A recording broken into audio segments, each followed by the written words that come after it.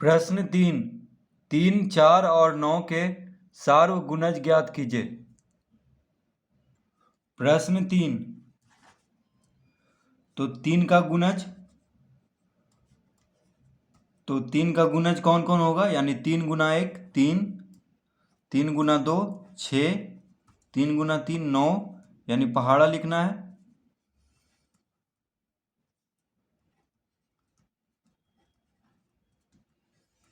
तो 3 का पहाड़ा लिख देंगे इस तरह से।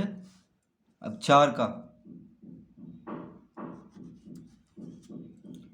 का पहाड़ा लिखेंगे, यानी 4 गुना 1 4, 4 दूना 8, 4 तिया 12, 4 चौक 16, 4 पचे 20, 4 छक 24, 4 सते 28। उसके बाद 9 का पहाड़ा लिखेंगे।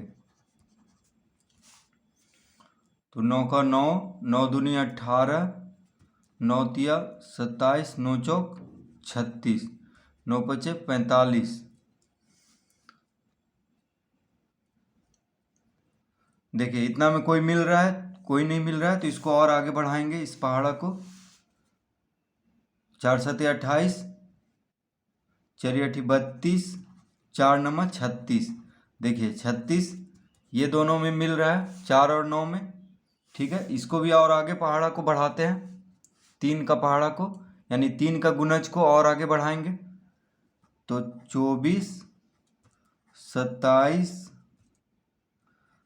30, 33, 36। देखिए 36 इसमें भी आ गया, यानी 3, 4 और 9 का 3 में भी 36 है, 3 का गुणज भी 36 है, 4 का गुणज भी 36 है और 9 का गुणज भी 36 है। तो 36 क्या हो गया, 3, 4 और 9 के सार्वगुणज हो गया। तो इसका उत्तर हो जाएगा 36, क्योंकि 36 जो है सार्वगुणज है तीनों का, 3, 4 और 9 का। तो इसका उत्तर क्या हो गया, 36।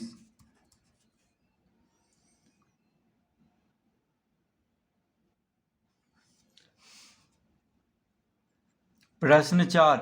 निम्नांकित सम संख्याओं को जुड़वा अभाज्य संख्याओं के योग के रूप में लिखें। तो प्रश्न 4 ए में है 36।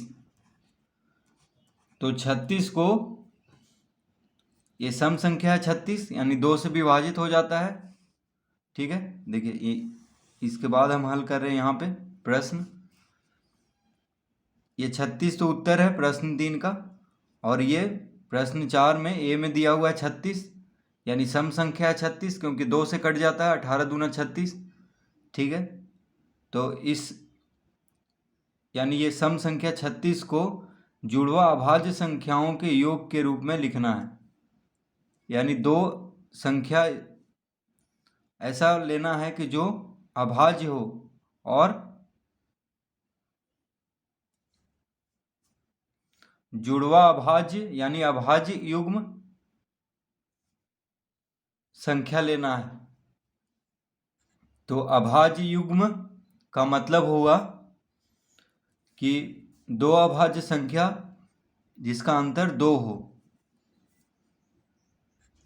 तो इसका उत्तर आएगा 17 जोड़ 19। देखिए 17 जोड़ 19 ये कैसे आएगा, तो अभाज्य युग्म कह रहा है, यानी 2 अभाज्य संख्या लेना है जिसका अंतर 2 हो। तो 17 और 19 का अंतर 2 है, 19 में 17 घटाएंगे तो 2 आएगा। ठीक है, तो अभाज्य युग्म हुआ, क्योंकि 17 के बाद 19 आता है अभाज्य संख्या, 17 अभाज्य संख्या हुआ, उसके बाद 19। तो ये क्या हुआ, अभाज्य युग्म, क्योंकि इन दोनों में अंतर क्या है, 2 है। तो 17 और 19 को जोड़ने पे कितना आता है, 36। देखिए 9 7 16, हाथ में रहा 1 1 1 2 1 3। तो 36 को लिख लेंगे 17 जोड़ 19, और 17 19 क्या है, अभाज्य युग्म है।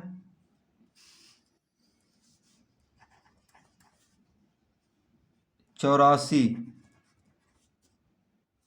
तो 84 को हम लिख लेंगे 41 जोड़ 43। तो 41 और 43 को जोड़ने पे कितना आता है? 84। देखिए 3 1 4, 4 4 8।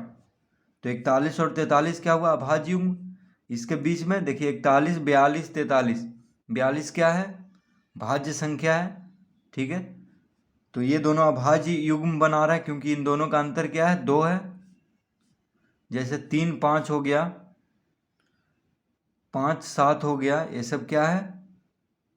अभाज्य युग्म है। 11 13, ठीक है, जिसका अंतर 2 हो उसको क्या कहते हैं? अभाज्य युग्म। यानी दो अभाज्य संख्याओं का अंतर कितना होना चाहिए? 2 होना चाहिए। तो देखिए 19 में 17 गया 2, 43 में से 41 घटाएंगे तो 2 ही आएगा। सी 120, 120 को हम लिख लेंगे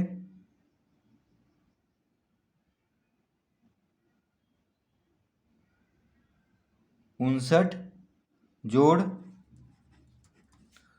61। तो 120 का देखिए 59 और 61, तो इसको कैसे ढूंढना है? 60 60 120 होता है। ठीक है, 60 60 120 होता है। तो 60 के पहले 59 है अभाज्य संख्या और उसके बाद 61 है। तो ये दोनों जोड़ने पे 120 आएगा। 9 1 10, 6 5 11 1 12। उसी तरह देखिए 84 के आधा 42 होता है। तो 42 के पहले 41 है अभाज्य संख्या और 43। तो उसी तरह ढूंढना है। देखिए 36, 36 का आधा क्या हुआ? 18। तो 18 के पहले 17 हुआ अभाज्य संख्या और 18 के बाद 19।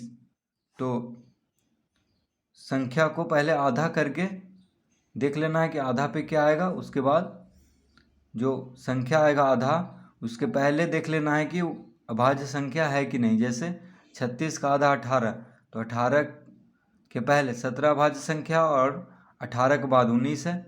तो दोनों को जोड़ देंगे क्योंकि दोनों का अंतर 2 होना चाहिए, क्योंकि अभाज्य युग्म संख्या से पूछ रहा है यहाँ पे जोड़ करने के लिए इस सम संख्या को।